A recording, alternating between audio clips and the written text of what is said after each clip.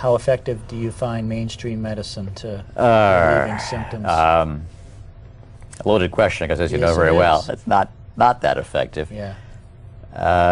There has been real progress during my career in understanding some aspects of the causation and therefore being able to intervene to some extent.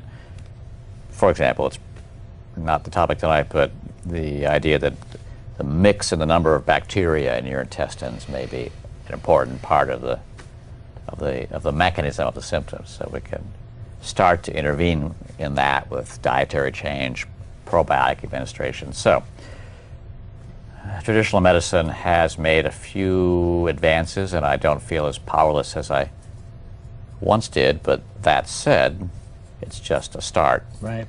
And so generally it's holding hands and trying to suppress the more severe symptoms. And I think as far as stress goes, you know, you wonder what came first, the stress or the IBS causing the stress, right? Yeah, that has been the other position of serious researchers, that the psychiatric disease is due to chronic illness and the difficulty coping with it, which obviously happens.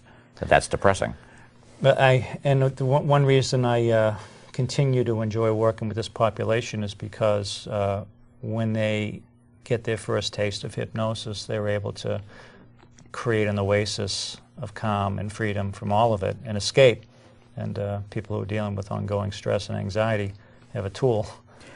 That's the point from my point of view. When you can't escape physically, meaning get cured or get a really effective therapy, then you have to escape in some more subtle and sophisticated way.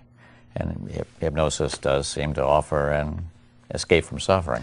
Yeah, and initially it's an emotional escape, but over time with repetition, it becomes a physical fix. And well, you're probably alluding to the fact that the mind does have some governance over the unconscious functions of the body, the digestive functions. We don't think we can control them, but I would say that hypnosis offers an avenue to control what appears to be uncontrollable. Yeah. Yeah, and control is a big part of it. And with, you know, imagery, individuals are able to start to fantasize about the possibility of being symptom-free and begin to start to see and feel themselves as, even if it's temporary, to be relieved. And with that type of repetition, what the mind conceives, the body can achieve. That's what they taught us in IBS school. I can tell you that you actually achieve that, because the patients who see you stop calling me every day.